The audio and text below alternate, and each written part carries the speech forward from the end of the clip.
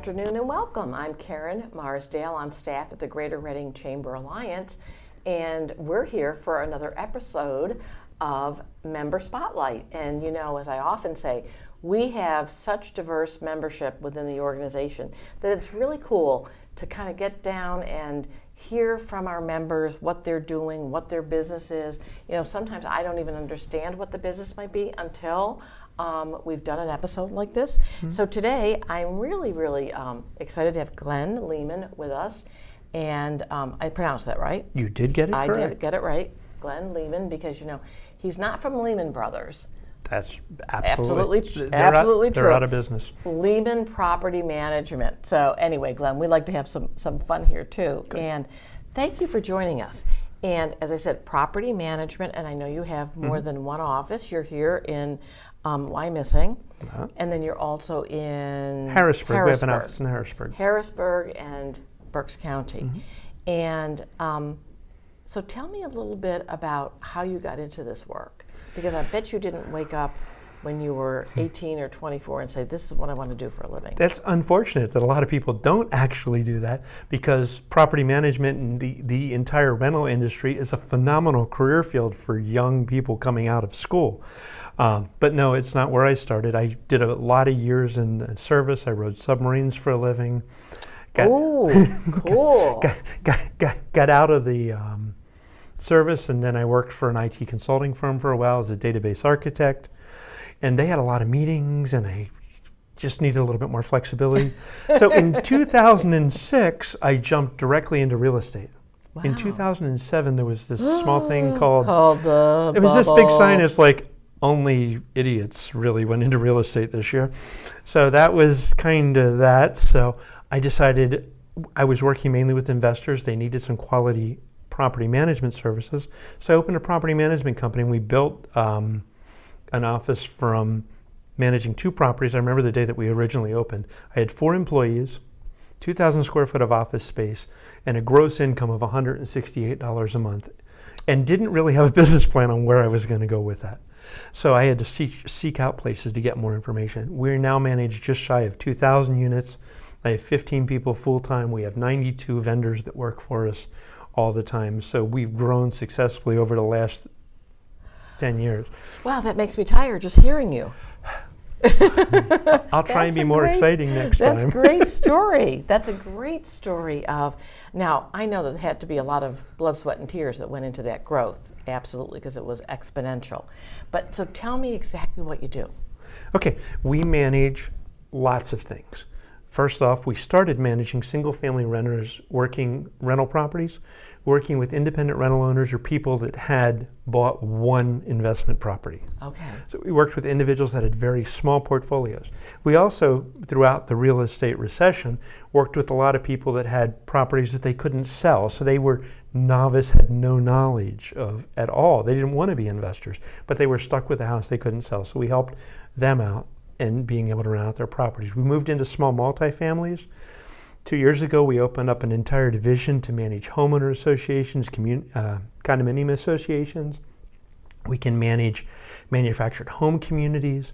We're expanding now into office space and large apartment communities that we can bring in with that. So pretty much any real estate that can be managed, we can take care of the tenant's needs, we can coordinate the maintenance, we can find people to move in there, and we're really there to be of service and help investors learn and help them be successful while we're preserving the property value and giving generally people in offices, people in communities, a great living experience.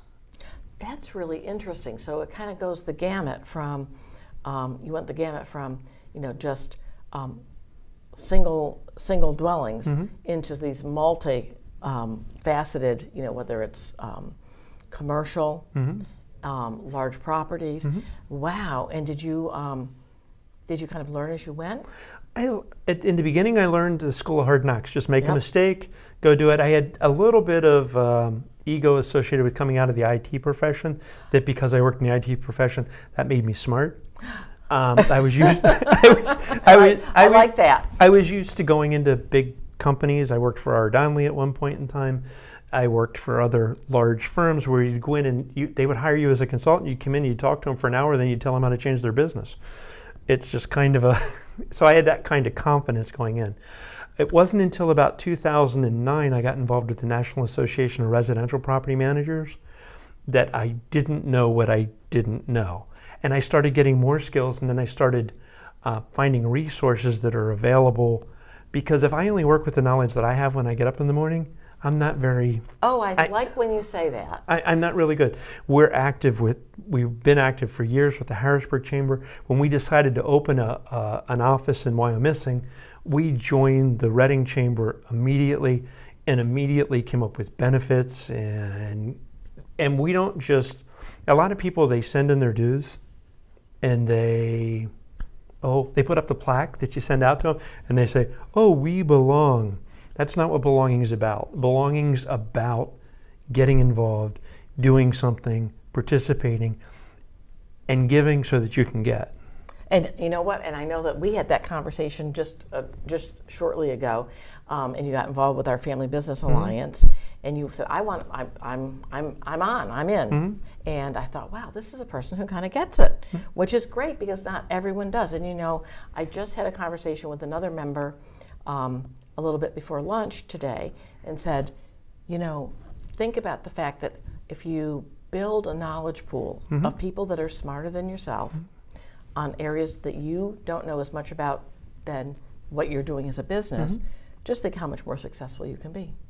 I have some great people that work for me, and I love to tell stories. So one of the neater things that we did is I took 6 people from my office to a class on marketing.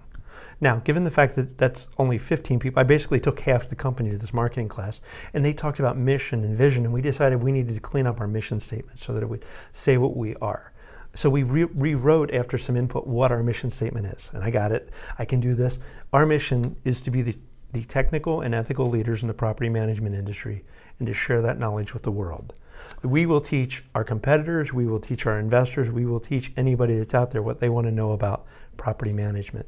And to us, that's kind of us giving back to everybody. It helps investors do better. It helps board members that are nervous about being on the board do better. Sure. It helps preserve in a homeowner association. Oh, yes. People in homeowner associations don't understand the importance of reserve capital and funding. Not when they're buying in, not when they're selling, not when they're on and it's knowledge that we can bring to them and share with them, and their eyes go, oh, this is important. I should have been paying attention to this for a long time. So that's kind of the fun part about doing our job. I mean, sure, we get I got to evict this tenant, or somebody's unhappy because they have no heat, or this is going on. And we deal with the headaches, which some people say, I want to hire a property manager just to get rid of the headache. But it's more about helping somebody who bought that rental property so that they can have an investment, so that later on in life, when their child's ready to go to college, they can pull the money out of that investment to pay for their their child's college education. Sure. Because in the last 15 years, we've taken care of the property, gotten them a better equity position, got them the ability to get that money back so they can not have to go out and borrow money to send somebody to college. You know, I really like your philosophy. I think it's really the best philosophy any business could have, regardless of size, small, medium, large. You really have to have that sense of you know, strong character, standing behind your word, giving back. I really appreciate, you know, that you're founded on that. It seems like our time is going very quickly with this interview, and I loved hearing more about really what is it that you do when you get up every morning when you're in the property management business. So thank you for kind of giving us that, and also for the fact that you're finding value already, you know, in our organization, which is very, very important, because so many people do exactly what we say. Plaque on the wall, I sent in my dues, and now I think I'm going to get wealthy because I'm a chamber member. And it's like, you've got to put in the time, the energy, and then you also have to use our resources as a chamber member. Seems like you're doing it. Since joining our connection, you guys hooked us up with the Family Business Alliance. We work with their mentoring program, or their group that once a month we meet with Dan. It's like sitting down talking about with family-owned businesses about things that affect family-owned businesses. It actually gives me the fact that someday maybe I can retire and leave all this to my kids and have them set up to be successful and continue a legacy. See, exactly. That's exactly right. Now, I want to just say one thing. I love this because we do have our marketing department sets up these interviews basically with our members. And you said something that was just lovely, that you met your lovely wife 24 years ago and stationed in New London, Connecticut. Yes. I'm from Massachusetts, and I happen to know where New London, Connecticut is. And you have 4 children. So this is great because you're setting a legacy for 4 kids, and you still have a wonderful wife that sounds like you're really, having a good time together. So wonderful. You work hard, and you have a great, legacy behind that. So thank you, Glenn, for coming in. We appreciate it, and I hope you had fun with us today. Absolutely. Oh, good, good.